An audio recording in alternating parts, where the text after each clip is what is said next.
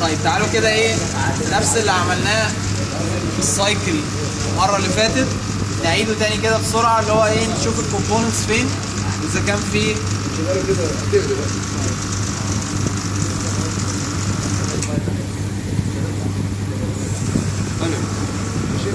لازم يبقى حد بقى منهم يبقى اول ما تقلب يمسك ضايع على الماضي. مش هشاور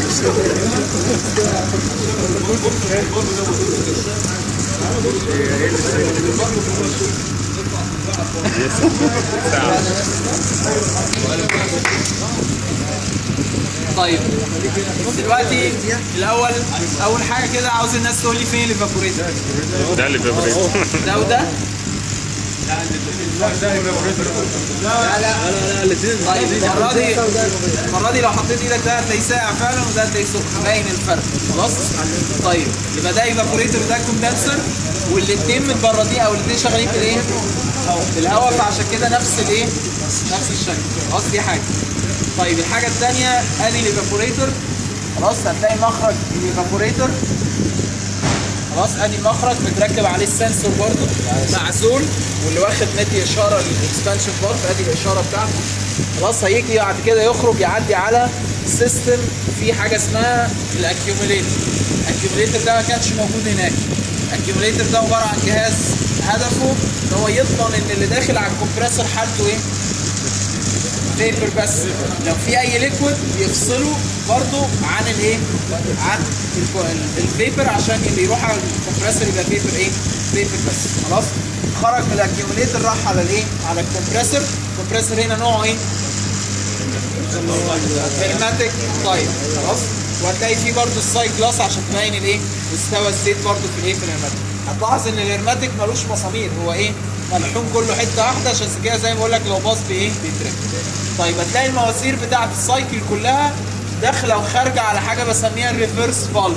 الريفرس فالف ده كنت اتكلمت معاك عليه زمان، ان هو لو عاوز اشغله في الصيف او في الشتاء بيبتدي يعكس الايه؟ يعكس الايفابوريتور يشغله ككوندنسر، ويعكس الكوندنسر يشغله كايفابوريتور. هو ده اللي كان استاذ مدحت بيعمله بره من شويه، اللي هو ايه؟ احنا دلوقتي في الشتاء، فالطبيعي انها تشتغل كايه؟ دفايه. يعني ايه؟ يبقى الايفابوريتور ده يشتغل ككوندنسر والكوندنسر يشتغل كايفابوريتور. فهو جايب كوبايه ميه سخنه وبيلمسها للسنسور او للايه؟ للترموستات اللي قاري الايه؟ قاري الايفابوريتور. ايه الهدف من الكلام ده؟ الهدف ان هو ايه؟ يحسسها ان الجو ايه؟ يحسس سايكل الجو حر، فيبتدي يشغل ده كايفابوريتور وده ككوندنسر عادي. خلاص؟ ما هو الريفرس فالف هو اللي بيعكس السايكل. ماشي؟ طيب عشان تقرب الترموستات اللي الجو حر فيشتغل كايفابوريتور. طيب عندي بعد كده خرجت من الكوندنسر، خرجت من الكمبريسور، هروح على الكوندنسر، وبعد ما اخرج على الكوندنسر المفروض ان انا بروح على الايه؟ على الاكسبانشن فالف. هتلاقي هنا السايكل عشان زي ما بقول لك سايكل تعليميه، فبديك اوبشنين، يا اما شغاله بالاكسبانشن فالف يا اما شغاله بالايه؟ كابيلاري تيوب. فهتلاقي الاثنين موجودين. فالفات طبعا تفتح واحده وتقفل الثانيه، تبتدي ايه؟ تعدي في واحده وتمشي ايه؟ وتقفل الثانيه بتاعتك خلاص.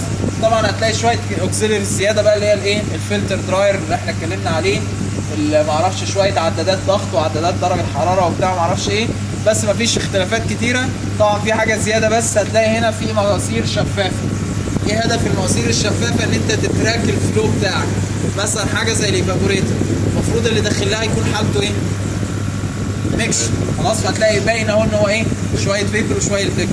المفروض ان هو يخرج من تحت خالص كله ايه؟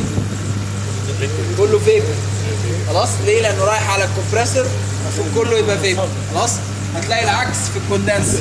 الكوندنسر داخل كله فيبر خلاص، مش باين اي حاجه لانه فيبر.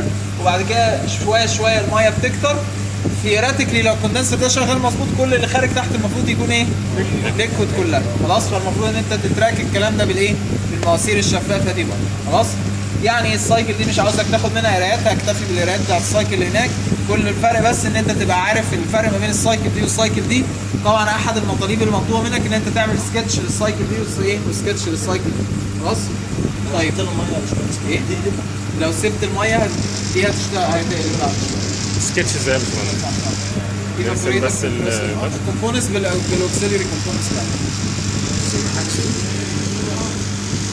موضوع بسيط. وبص يعني دي انت تقدر، دي سهله دي لو في اي حاجه اصلا في عندك صوره ليها فوق بالكومبوننتس بتربطها. ما تقدريش بقى خلاص. طيب الناس تبص بصه سريعه خلاص وتجيلي على الثلاجه البيضاء. الناس اللي